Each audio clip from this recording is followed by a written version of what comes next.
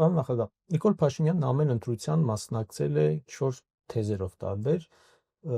սկզբում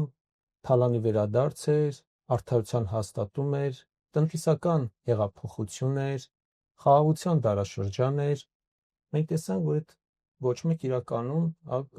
կյանքի չկոչվեց, տեղի չունեցավ։ Հիմա այս ընտրություններին էլի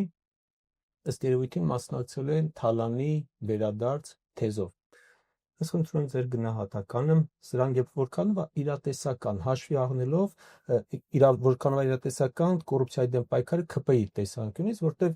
մենք տեսնում ենք մշտական կոռուպցիոն դրսևորումներ, մենք տեսնում ենք անիվ, մենք տեսնում ենք քաղաքացիական պայմանագրի այսպես կոչված դրամահավաքներ եւ բազմամիլիոնանոց փոխանցումներ շատ կասկածելի, մենք տեսնում ենք կնոջ հիմնադրամը եւ այս պարագայում եկել թալանի մասին խոսակցություն ու այդ թեզով գնալ ընտրությունների։ Ես հիշեցնեմ հենց Նիկոլ Փաշինյանի թեզերը 18 թվականի։ Ինչ էր ասում։ Ասում էր մենք ունենք փայլուն ժողովուրդ, կիրթ, խելոք, փայլուն ժողովուրդ, ունենք փայլուն երկիր,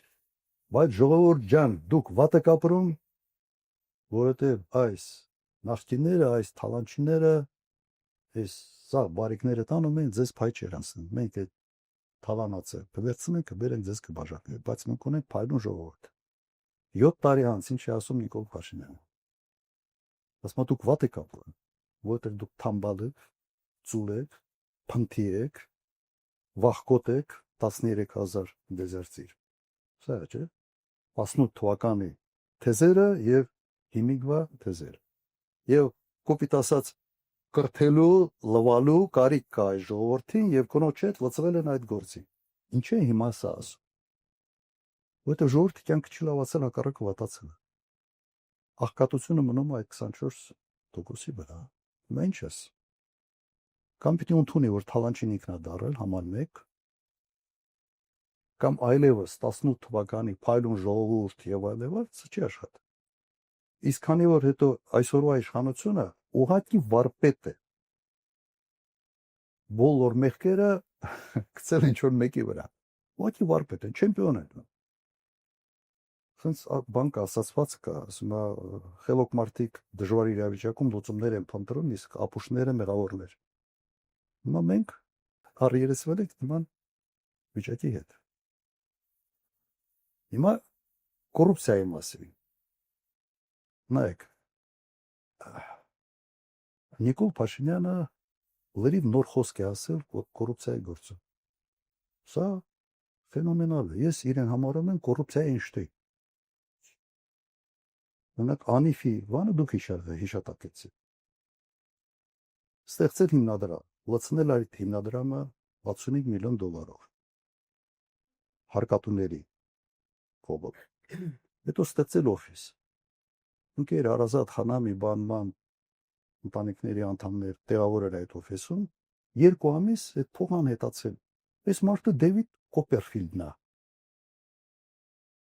Գիտեք չէ՞ ով է Դեվիդ Կոպերֆիլդը։ Այդ որ շենքեր են կորչում, մեքենաներ են կորչում, ու անհետացել է։ Սա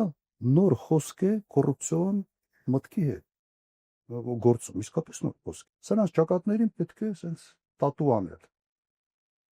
Կոռուպցիոն հանճարներ։ Եվ երկիրը սարքել են sense կոռուպցիայի դրախտ։ Հիմա այդ մեկ օրինակն է, բայց լավ, սա մոռացել է, հիմնադրամ համայնքական։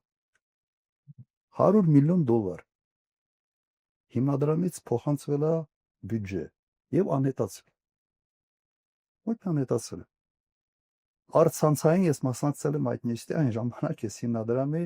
հոգաբարձուների խորհրդի անդամ եմ։ Ասում հաշվետվություն գոնե պիտի ներկայացնեմ։ Ուր է գնացել այդ փողը։ Ասում էր ում պետք էր, ինչի համար պետք էր ծախսենք, վերջ։ Հետո ինչ որ թղթեր տվել են, չեն տվել, չգիտեմ, բայց պատասխանը սա էր։ Թուղթեր 100 միլիոն դոլար է եկել եւ անհետացել է։ Բազմաթիվ այլ օրինակներ։ Այդ մանկապարտեզի դեպքերը, որ գնում են այդ սա մանկական խաղեր է։ Ինչ որ շինարար մի քիչ ցեմենտ է գողանը, մի քիչ արմատուրա, մի քիչ բան, որ թաղապետը մի քիչ փող ունենա, եվրոօպտիմիստն էլ փոխանցի իր տիրոջ։ Հիմա բայց սա համեմատության այն մյուս հարացների հետ սա ինձ մանկական ինչ որ բան է, չայևոյ է կոպիտ ասած։ Կոռուպցիոն դաշտի չայևոյն է, որ սենց փայ է ասում ուրիշներին։ Հիմա դուք ուզում եք ասել, որ 65 միլիոն դոլար կարա ցնդի ուղղակի եւ առաջի դեմքը դրա հետ առնչություն չունենա։ Նական հարցը քանի տոկոսն է գնացել այդ օֆիսին եւ քանի տոկոսն է գնացել շեֆին։ Ես մի քիչ այլ փորձեմ նայեք լայն ավելի այս հարցին նայել։ Պարտք ավելացրել են 7 միլիարդ դոլարով։ Հարին 1 միլիարդ մտավորապես։ Հիմա առարկայական ինչ են արել այդ 7 միլիարդով, որ մենք ցած գնանք նայենք տեսնենք, հա։ Ասենք այս սա է կառուցվել, սա է կառուցվել, սա է կառուցվել, բան չկա։ Ասֆալտ մի քիչ։ Այդ էլ ամեն տարի իմ ժամանակ ասֆալտ որ անում են, հետո ռեմոնտը 8 տարի հետո պիտի լինի, նորմատիվը սա է։ Հիմա մեր ժողովուրդը սովորել է արդեն երևի գիտի թե ամեն տարի պիտի ռեմոնտ անես այդ ասֆալտ։ Հիմա նայեք։ Ես մի օրինակ բերեմ համեմատության մեջ կարծում եմ թող ժողովուրդը ինքը այդ եզրակացությունների գա։ Կրկորյանի Լինսի հիմնադրամով այստեղ ծախսվել է 230 միլիոն դոլար։ Դա 7 միլիարդից մոտ 30 անգամ քիչ է։ Մոտ 30 անգամ։ Հիմա Երևանում ամեն քալափոխի ես կարող եմ ցույց տալ թե ինչ արվել 230 միլիոն դոլարով։ Օրինակ Երևանում թատրոններն ա վերամրոքվել, Սաց օպերայի եւ ֆիլհարմոնիկ եւ մյուս թատրոններ, թանգարաններն են կապիտալ վերանորոգվել։ Մի այդ Սարալանջի ճանապարհ ամբողջությամբ նոր ճանապարհ թունել է, հրապարակի տեսքն է վերափոխ։ Մոտ մի 10 փողոց կապիտալ վերանորոգվել է։ Դրան գումարենք Գյումրի, Թաղամասեր, Սպիտակի ամբողջ կենտրոնը, դրան գումարենք Սելիմի ճանապարհը, տիքը բաներ։ Արդեն չեմ էլ կարող այդ հիշողության բազած չի երիքում սենց բաներ, այդ ծավալը այդ ամբողջ հիշը։ Ամեն քալափոխը տեսնում ենք թե 230 միլիոն դոլարով ինչ է կարելի անել։ Հիմա 30 անգամ շատ փողով ինչ են արել։ Հարց չի առաջանում։ Սա այն որ ասում կոռուպցիոն մտքի թռիչք եղավ։ Ուրիշ ծավալների, ուրիշ դաշտի մեջ են դարձած դիեզերական ինչ որ բաներ։ Հենց որ նայում ես, ասում ես, ինչ է կատարվել, ես համոզված եմ, որ այդ 7 միլիարդից առնվազն 2 միլիարդը փոշիացել, ո՞քի կորել։ Առնվազն 2 միլիարդ։ Եվ իմ հետևությունը սա, ես հիմնավոր կասկած ունեմ, որ այսօր Նիկոլ Փաշինյանը Հայաստանի Հանրապետության ամենից հարուստ մարդն է։ Ես իրենից մի 10 անգամ, 15 անգամ չգիտեմ որտեղ եմ, նույնիսկ ասում եմ դաժե обидно։ Այսօր սա է, հիմա թող ուրիշ բան ապացուցեն, թող ցույց տանք ինչ են։ Եվ այս ամենը բացահայտվելու է 1 տարի հետո։ 2-ից 4 ամիս ժամանակա պետք լինելու, որ շոու դառնա ուրիշ ձև։ Սա ժողովուրդը կարա պոպկորնով նայի եւ հիանա, ազնի եւ հեղափոխականների կոռուպցիոն մտքի թռիչքով, էս արինել։ Սա փաստերն է։ Եվ վերլուծությունը եւ համատականները։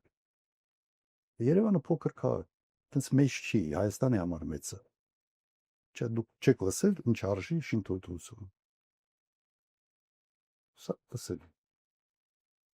Հիմա մի անձրևա գալիս քաղաքը բանա Վենեցիկն է դառնում։ Okay, եք սրա հետ։ Եվ հիմնականում այդ անիֆի այդ հարաշքը անողը հիմա Երևանում է հարաշկել գործում։ Ժողովուրդը okay է դա։ Ինչ է։ Անկամ կուսակցությանը արված դրամահավաքի շատ կասկածելի դեպքերով, որ քրեական գործեր էլ կարծես թե տեղից չշարժվեցին, չեղան, ասացին դատախազությունը աչք փակեց այդ ամենի վրա, այսինքն այդ կոռուպցիան արդեն կուսակցական մակարդակ կոռուպցիան համատարած դրսևորում։ Բայց հիմա ինչի են աշխուժացրել այդ թեման։